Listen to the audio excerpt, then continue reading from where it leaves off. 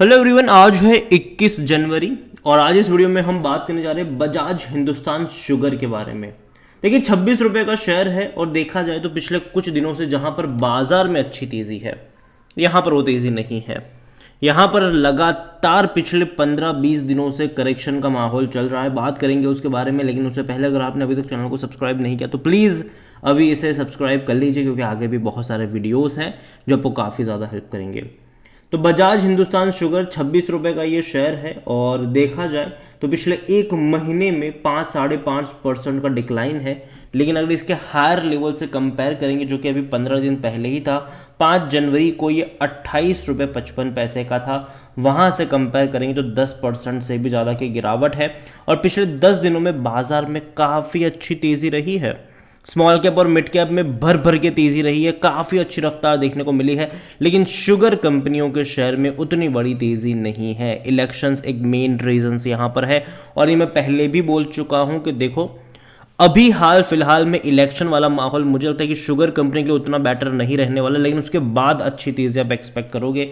Reason ये है कि देखो, गवर्नमेंट नहीं चाहेगी कि इलेक्शन के दौरान महंगाई बढ़े, शुगर के दाम बढ़ जाए।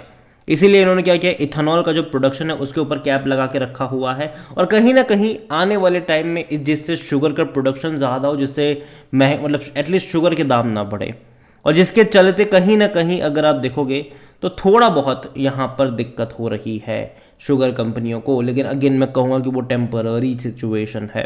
आप देखो पिछले 15 दिनों में बाजार भाई साहब बहुत अच्छे मूड में था, बहुत अच्छे।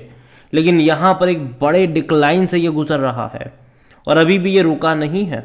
एक साल का ग्राफ देखो तब आपको डेफिनेटली अच्छा लगेगा, 72% का ग्रोथ है। लेकिन आपको समझना होगा कि बहुत बड़ी तेज़ी यहाँ पर बनी थी। 11.5 रुपये से लेकर ये 3 गुना पैसा बना था, 34 पे गया था ये। लेकिन उसके बाद जैसे ही इलेक्शंस नज़दीक आने शुरू हो गए, ये नवंबर से गिर रहा है।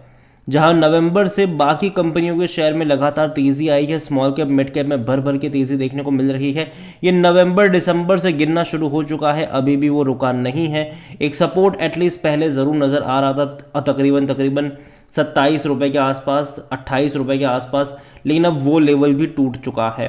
तो जो नेक्स्ट सपोर्ट यहाँ पर नज़र आ रहा है वो यहाँ पर 23 रुपए के आसपास नज़र आ रहा है। देखते हैं कि वहाँ पर भी रुकता है कि नहीं। अगेन मैं पहले भी बोल चुका हूँ, मैं अभी कहूँगा कि अभी हाल फिलहाल में मैं शुगर कंपनी से दूरी बनाना ज़्यादा पसंद करूँगा।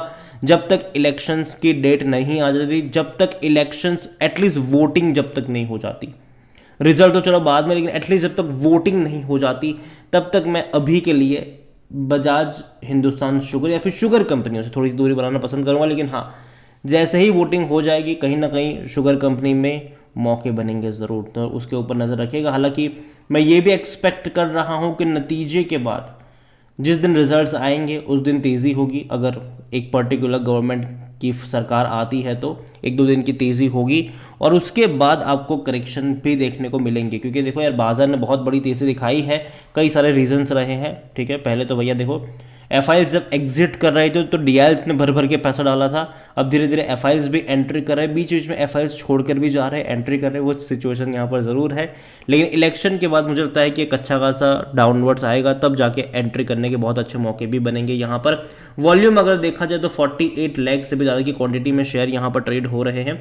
इतना ही नहीं, यहाँ पर बजाज हिंदुस्तान शुगर देखो, फंडामेंटली देखो तो कंपनी उतनी स्ट्रांग नहीं है। जहाँ तक डिविडेंड की बात करें तो भैया मैं मानता नहीं कि आपको पे भी करेंगे। रीज़न ये है कि इनके रेवेन्यू लगातार गिर रहे हैं। लास्ट क्वार्टर के रेवेन्यू बहुत कम आए। देखो, खबर की वजह से ये चर्चा में रहा था। जो तेज़ी आपने देखी 11.5 से 34 रुपये का जो लेवल आपने देखा, उसकी सबसे बड़ी वजह ये थी कि ये कंपनी बर्बाद होने वाली थी। एनसीएलटी में गई थी ये कंपनी। लेकिन जब एनसीएलटी से राहत मिल गई, जिसने इनके ऊपर केस फाइल किया था एसबीआई, उन्होंने जब अपनी पिटीशन वापस ले ली, एनसीएलटी ने भी केस डिसमिस कर दिया, तो तेज़ी देखने को मिल गई यहाँ पर। लेकिन फंडामेंटल्स देखो कि कंपनी के तो स्ट्रॉन्ग तो नहीं है, लगातार रेवेन्यू में डिक्लाइन है और कंपनी प्रॉफिटेबल नहीं है, कंपनी लॉस मेकिंग है। लास्ट क्वार्टर में 122 करोड़ का लॉस हुआ था इन्हें। अभी हालांकि दिसंबर क्वार्टर के ऊपर नज़र रहेगी कि नंबर्स किस तरीके से ये लोग रिपोर्ट करते हैं, अच्छे भी आते हैं कि नहीं, और बहुत कुछ उसके ऊपर डिपेंड करेगा। अब जहाँ तक बात करें जब कि इनके पी रेशियो की, तो वो नेगेटिव में है क्योंकि कंपनी लॉस मेकिंग है, तो वो नेगेटिव में ही देखने को मिलेगा। कोई भी एनालिस्ट खरीदारी की बात नहीं कर रहा है। देखो, इक्का दुक्का आपको सोशल मीडिया पे लोगों की रिकमेंडेशन देखने को मिल जाएगी, पर्सनल इंटरेस्ट देखने को मिल जाएगा, लेकिन जनरली एनालिस्ट इस कंपनी से दूर ही रहते नजर आएंगे आपको।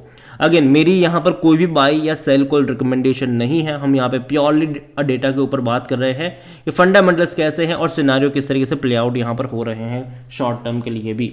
और जहाँ तक शेयर होल्डिंग के बारे में बात करिए तो प्रमोटर के पास 24.95% की होल्डिंग है। प्रमोटर के सारे शेयर्स यहाँ पर गिरवी है।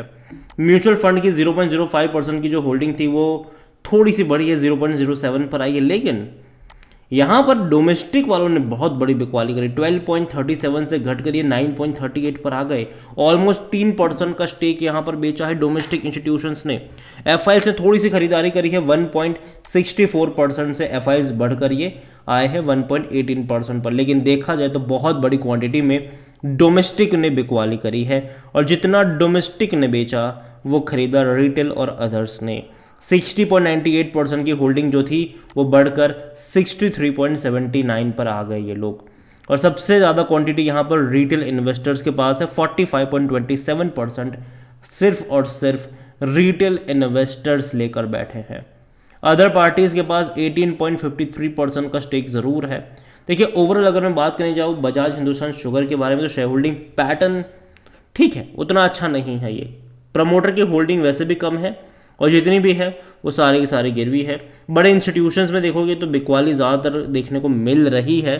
खरीदारी जहाँ से ज़्यादा देखने को मिली है वो रिटेल लोग हैं, आप और हमारे जैसे छोटे इन्वेस्टर्स हैं, वो यहाँ पर ज़्यादा खरीदारी कर रहे हैं। और अदर पार्टीज़ के पास जो 18.53% का स्टेक है, आपको बता दें कि इस अदर पार्टीज़ में कई सारे ऑपरेटर छुपे होते हैं, बैठे होते हैं, तो अदर पार्टीज पर भी भरोसा करना मुश्किल होता है। और यही मैं कहूँगा अभी के लिए, जब तक एटलीस्ट इलेक्शंस की डेट नहीं आ जाती, एटलीस्ट इलेक्शन का टाइम नज़दीक नहीं आ जाता, तब तक मैं इसको अवॉइड करने की ही बात करूँगा बजाज हिंदुस्तान शुगर को, इवन पूरे शुगर सेक्टर को, क्योंकि कंसोलिडेशन वाला फेज़ रहने वाला है इनका, और बजट के ऊपर ही बहुत कुछ डिपेंड करता है कि बजट में किसके लिए क्या क्या अनाउंसमेंट होने वाली है। उम्मीद करेंगे कि चीज़ें बेहतर हो, लेकिन अभी के लिए 26 रुपये का बजाज हिंदुस्तान शुगर मुझे लगता है कि एक मेजर सपोर्ट लेवल उसने तोड़ा ज़रूर है, इनिशियल सपोर्ट लेवल इसने तोड़ा ज़रूर है।